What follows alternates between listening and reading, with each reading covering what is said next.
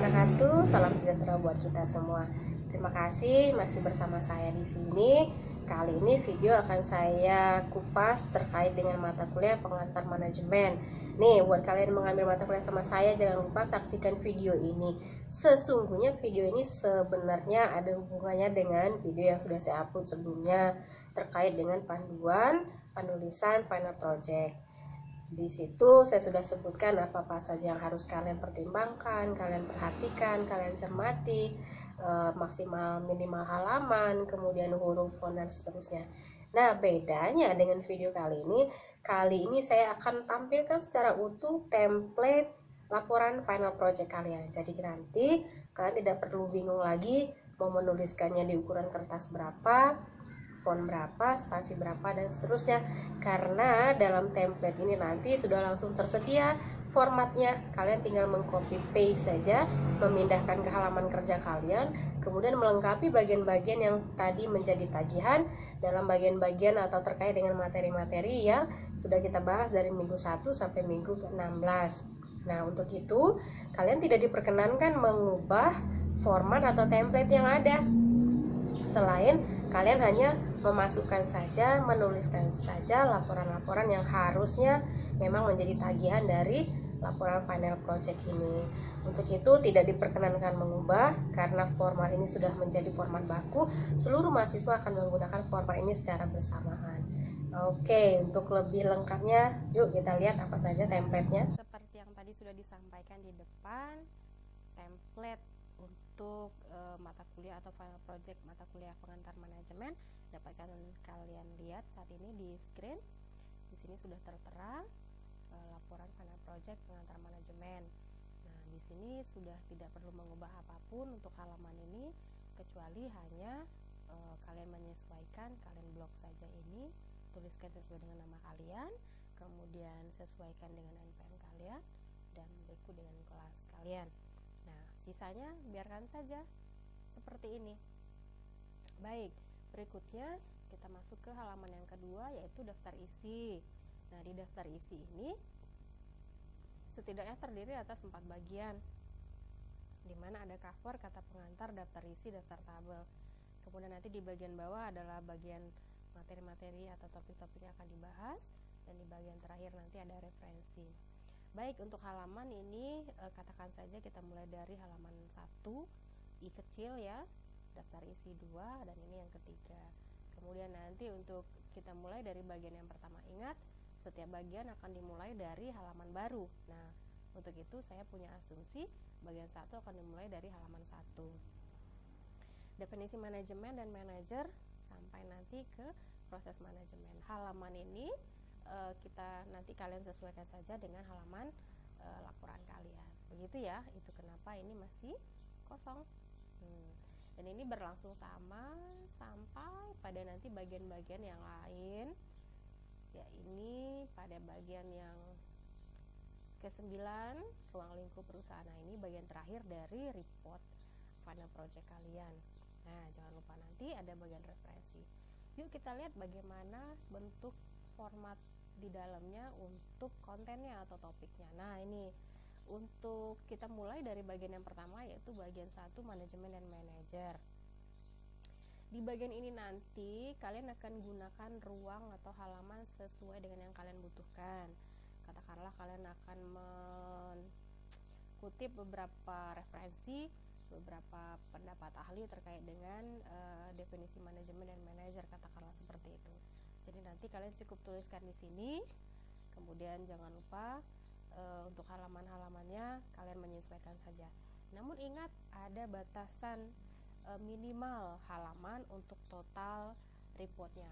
Kalian kembali cek di video sebelumnya, saya sudah sampaikan berapa minimal halaman mulai dari bagian 1 sampai nanti bagian 9. Oke, ini berlangsung sama nanti sampai ke seluruh bagian. Ya, jangan lupa setiap bagian diawali dengan halaman baru seperti yang tertera di sini. Oke, ada yang mau saya jelaskan sedikit terkait dengan ini, wewenang. Nah, bagian ini dalam daftar dalam daftar isi di depan saya hanya cantumkan 2 subbagian saja. Delegasi wewenang dan sentralisasi desentralisasi. pada saat kalian membaca referensi nanti, kemudian kalian temukan sub-sub bagian yang kalian juga anggap penting, kalian masukkan saja di sini di bagian poin C ataupun poin D. Katakanlah ada nanti referensi terkait jenis wewenang barangkali, atau ada tahapan delegasi dan seterusnya. Jadi apa saja yang kalian anggap penting nanti yang terkait dengan materi yang sudah ditentukan pada bagian ini wewenang. Nah, nanti tergantung dari ketersediaan referensi yang kalian punya. Makanya saya buat catatan di sini dan lain-lain, submateri lain yang dianggap penting. Jadi kalian bebas saja. Namun setidaknya terdiri atas 2 poin ini. Silakan menambahkan. Kemudian di bagian terakhir nanti ruang lingkup perusahaan. Nah, di sini seperti yang kalian ketahui juga, pada bagian ini saya tidak sediakan buku referensi ya. Saya minta kalian menemukan referensinya secara mandiri, baik online maupun offline. Nah, kalau online, kalau kalian bisa saja mendownload dari beberapa referensi di internet begitu, sama nanti bentuknya seperti buku-buku yang saya sudah sediakan di RPS. Jadi buku yang saya sediakan itu adalah buku dalam bentuk online atau e-book, electric book. Jadi bukunya utuh dari halaman 1 sampai penutup begitu. Terdapat nama penulis, nama penerbit dan seterusnya. Saya harap kalian juga menemukan buku online atau electric book seperti packagingnya seperti yang sudah saya sediakan di RPS tersebut. Nah, selain itu kalian juga bisa menggunakan referensi secara offline, kunjungi pustaka semisalnya, kemudian baik pustaka kampus maupun pustaka prodi, ataupun mungkin saja kalian berbincang sama dosen untuk koleksi pribadi mereka terkait dengan submateri yang kalian mau bahas atau subbagian yang kalian mau report di sini. Oke, begitu. Kemudian di bagian akhir adalah referensi. Nah, ini bagian kecil, bagian terakhir namun sangat penting.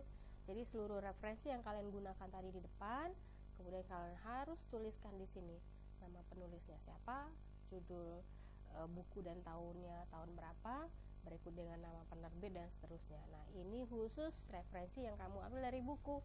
Seperti apa buku, saya pikir kalian udah tahu. Jadi referensi seperti Gunartin, Minto dan seterusnya itu adalah referensi dari buku. Dan saya juga izinkan kalian untuk menemukan referensi dari jurnal. Apa itu jurnal? Jurnal itu adalah hasil penelitian yang sudah dipublikasikan oleh seseorang. Nah, karena ini hasil penelitian, biasanya dia sudah dalam bentuk tipis ya, kecil begitu. Paling maksimal halamannya 15 atau 20 halaman saja. Nah, rata-rata di bawah 10 sih, ada yang 4, ada yang 9 halaman dan 10 halaman. Nah, biasanya jurnal-jurnal tersebut yang layak kalian gunakan itu manakala memiliki kelengkapan seperti ini.